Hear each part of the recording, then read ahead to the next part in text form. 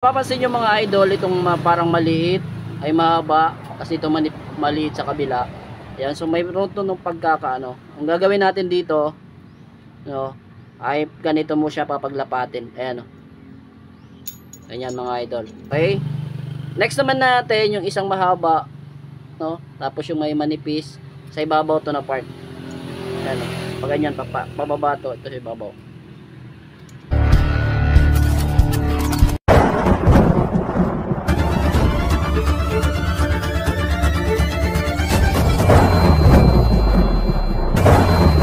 So yung mga idol, no, ito na po yung pagpapatuloy natin sa part 2 ng ating roser, no. Ngayon lang po kasi nabuo yung mga parts, no, ngayon lang na kompleto.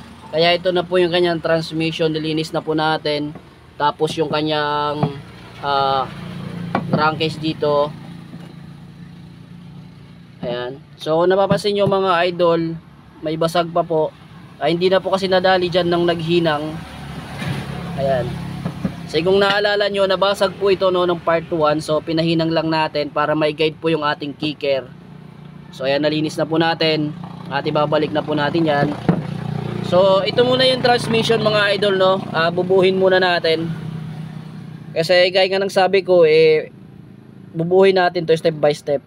Ayan, kasi gusto makita na may-ari kung paano natin to binuo. So ayan, nalinis na po natin yung transmission. Yung may mga circlip, hindi ko na po tinanggal mga idol, no. Ayan, okay. So una natin bubuhin itong kanyang output shop or yung papunta po sa sprocket mga idol. Dito po yung sprocket. Ayan na. So kung napapansin nyo, mayroon na po siyang circlip. Hindi ko na po tinanggal, nilinis ko na lang po sa part na yan. Okay. So ano nga ba sunod natin na ilalagay dito, no? Yung next natin na ilalagay dito, itong gear na to. Wala kayong may ibang makikita ang gear na kagaya nito. Ayan. So, sa pagpapasok nito hindi ka magkakamali kasi pag pinasok mo tong paganyan, papasok po siya, no? Right, papasok po siya. Okay? Pero hindi po yan yung sakto, sala po yan. Okay? Kasi yung saktong pagkakabit nito ay paganto, pabaliktad. Yun. Okay? Kasi dito po lalapat yung kanyang shifting fork. Ayan. Kasi pag binaliktad mo yan, napakataas na po ng paglalapatan ng shifting fork. So, sala po talaga. Okay? So, tatandaan nyo, itong may mga parang paa, dito to sa baba. Ayan. Kasi papasok din naman to, gaya ng sabi ko, oh, papasok siya. Pero sala po yan mga idol. Makikita nyo. Ayan, oh. Sala talaga yan. Yeah, so yung may mga paa doon sa baba, yun po talaga yung saktong lapat. Okay? So okay na tayo dito. Next naman natin ilalagay dyan ay itong washer na ito. Mapapansin nyo itong washer na ito, mayroon po siyang parang paa sa baba. Washer, tapos may parang bushing dito. Yun ang ilalagay natin.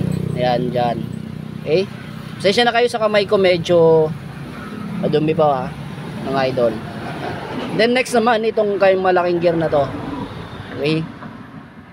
Sa gear na to, hindi rin kayo magkakamali kasi hindi nyo mapapasok to ng masyadong malayo. Hindi aabot na maayos.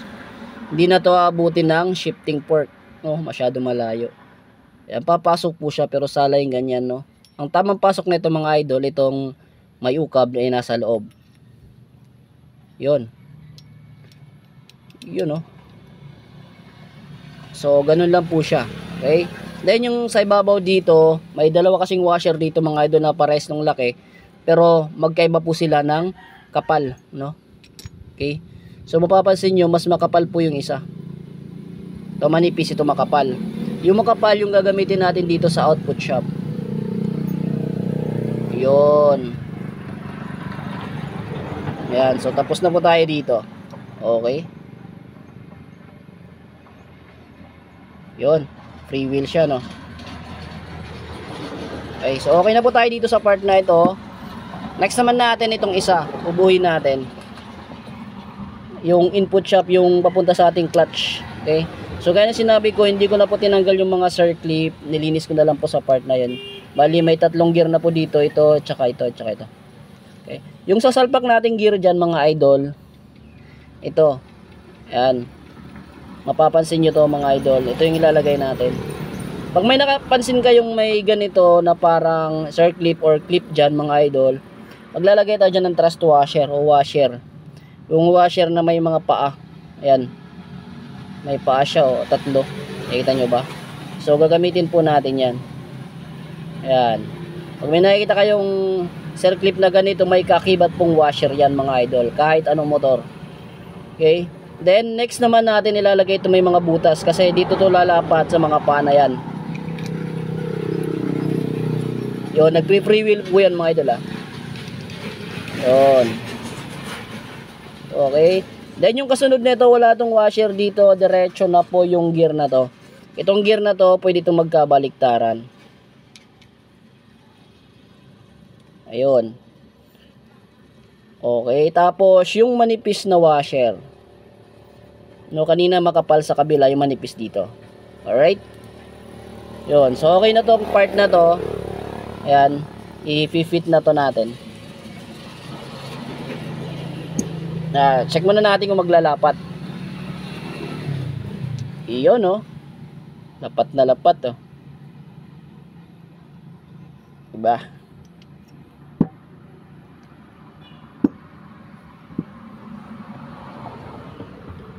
So, meron po tayo dito mga shifting fork natin, shifting drum, tapos yung ating sa kicker. Sa kicker may washer po to dito sa ibabaw para dire-diretso na. Ayan o. Okay. So, umpisa na natin itong assemblein. So, ito po yung mga pinamili namin sa Roser ni Sir.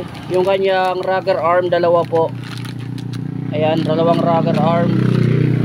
Tapos yung gear ng sprocket ay ng cam sprocket, timing chain magpapalit din po kami kasi napakalawlaw na po ng ano ni Sir. So yung kanyang return spring palit din. Guide palit na rin para bago mga idol. Tensioner. Tapos camshaft. Yes, sir. So bakit nga ba tayo nagpalit ng camshaft? Kasi papakita ko na lang sa inyo mamaya kung bakit tayo nagpalit ng camshaft. Filter mga idol. Battery solution, oil, then rolling gasket. So bubuhin na natin to.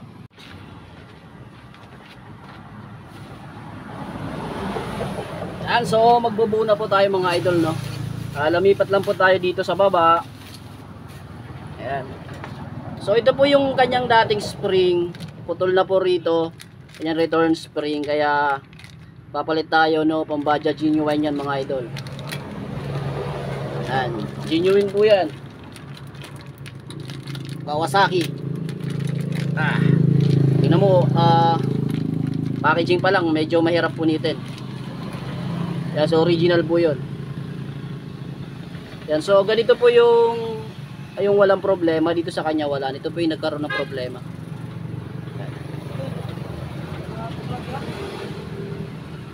Sabayan natin.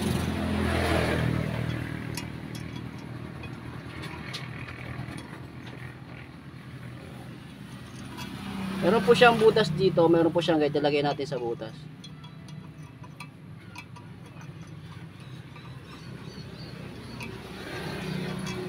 Nakita nyo yung butas na yan? Yan tayo papasok.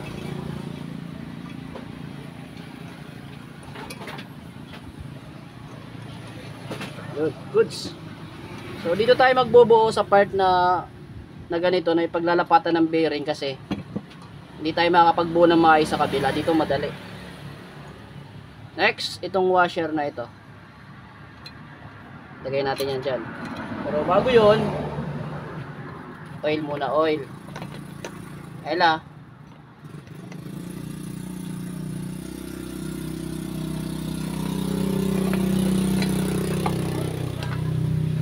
Oil mga bro. Yan. Alright. Saan pa ko lang naman magkalinig. Then next naman natin yung ating transmission na nabuo.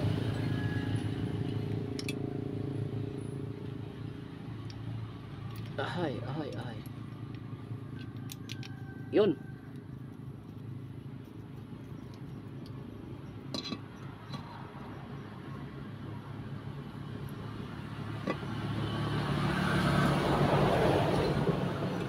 Yun.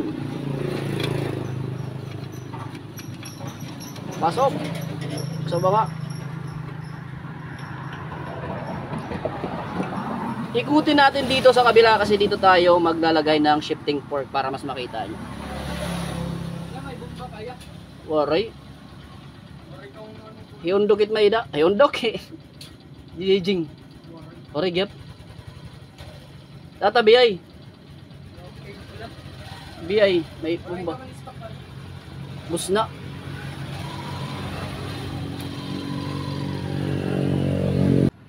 Yan, so next naman natin itong kanyang mga shifting drum mga idol. Ay, shifting drum, shifting fork. Sorry. Sa kanya shifting fork may mapapansin kang dalawang magkaparehas. Ayan, magkaparehas po yan.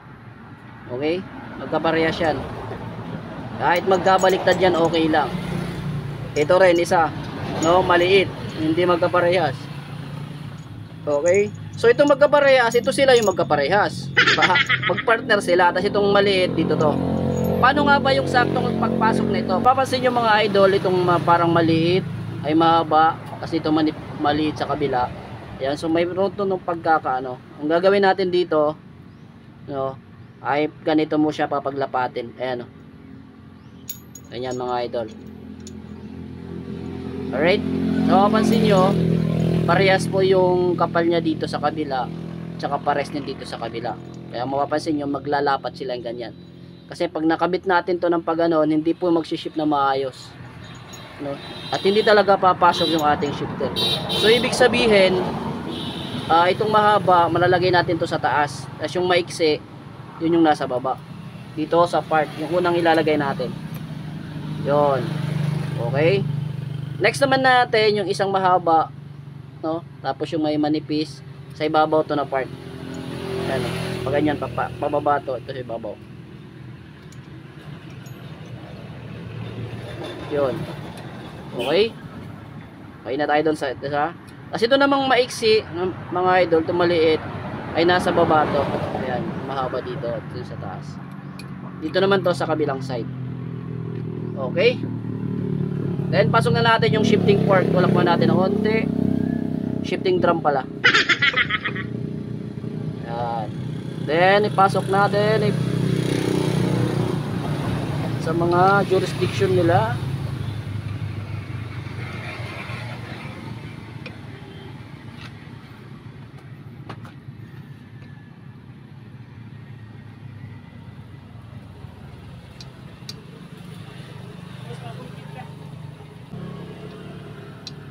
Yun. Pasok. Then next natin yung mga shifting itong mga pin na to. Yan, lalapat yan na maayos mga idol. Pasok yan.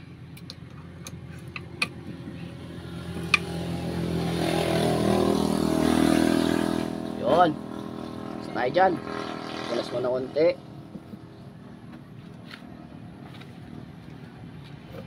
Yan, so bago na tayo mag-proceed, ay check muna natin kung nag-ship siya na maayos, no? Dapat aabot yan hanggang dito sa pinakadulo. Yun, umabot. So ngayon naman check natin kung aabot naman dito sa kabilang dulo, no?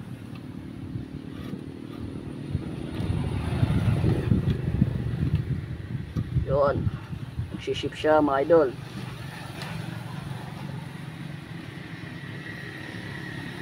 Ayan, dulo na yata.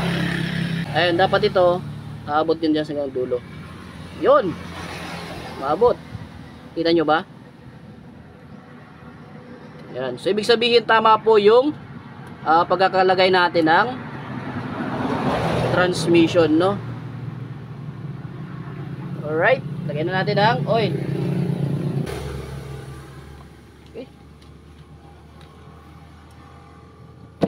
Ayan. So okay na po yung transmission natin dyan, no? Dito naman po tayo sa kanyang connecting.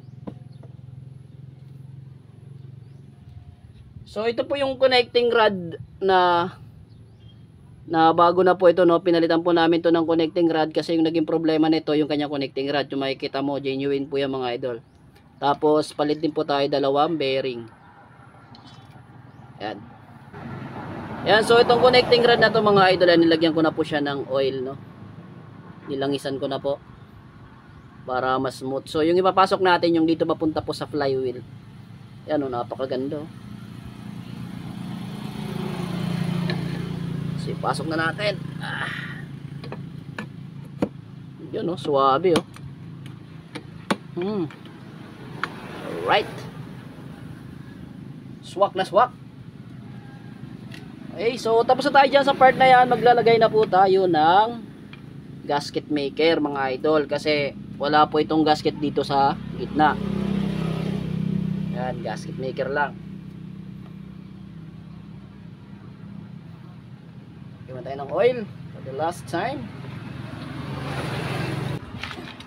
So itong video na to, ginawa po natin ito dahil nga po gusto makita ni Sir O ng may-ari kung paano natin binuo yung kanyang roser, no? So lagay na po tayo ng gasket maker mga idol. Sobrang lakas po ng lagatik na makina na to. Ito po yung naging issue niya. Napakaingay po ng tunog ng makina. Tapos marami na pong parts na may problema sa loob. Kaya pinalitan po natin yan. No, so dito po sa part na to ay pinalitan natin connecting rod tsaka yung mga side bearing. Tapos yung return spring. So part by part ng ating video ay papakita ko kung ano yung mga pinalit natin.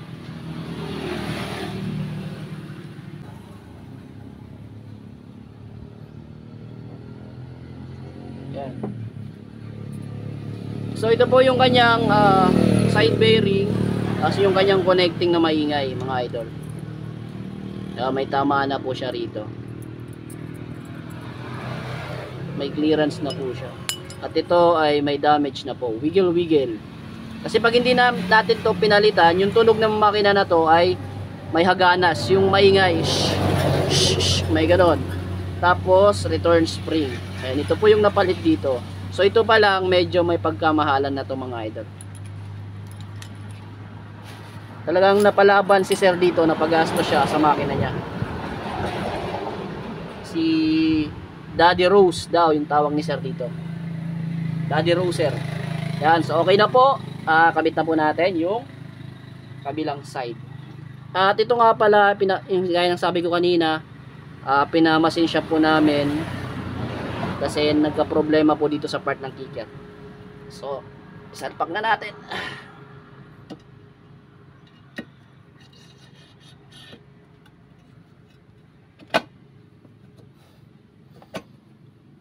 Pasok yan.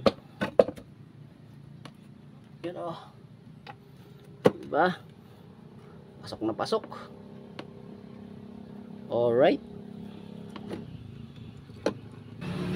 Meron dito tatlo yan. Tapos dito rin sa kabila. Baliktarin muna natin. Dito yung marami.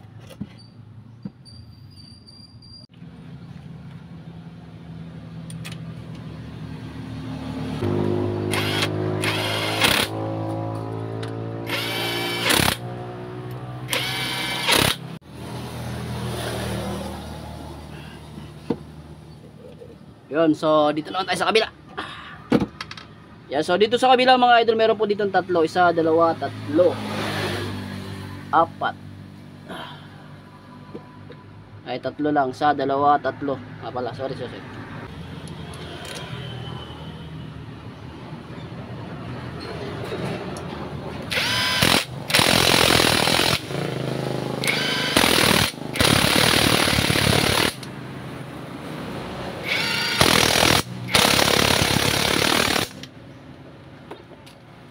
Yan mga idol, no?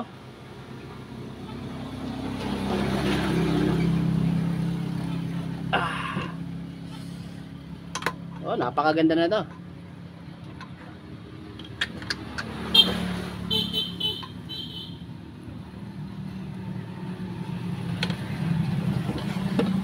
Yo, sa mga idol, ganun po natin inassemble po yung transmission ni Sir, no? Step by step natin siya inassemble. So Abangan nyo sa ating part to mga idol, assembly naman natin dito sa part na to, no. Gusto ko kasi part by part, no, ma-explain ko sa inyo kung paano natin to binuo, ano yung ginawa natin pag-assemble dito sa part na ito na makina ni sir. Ayan. So next natin na i-assemble yung kanyang clutch mga idol, at saka yung sa kabilang ito ng magneto. Okay. So yung mga tropa, no, hanggang dito lang muna yung video natin, no, at pasensya na po kung nabiting kayo sa ginawa natin.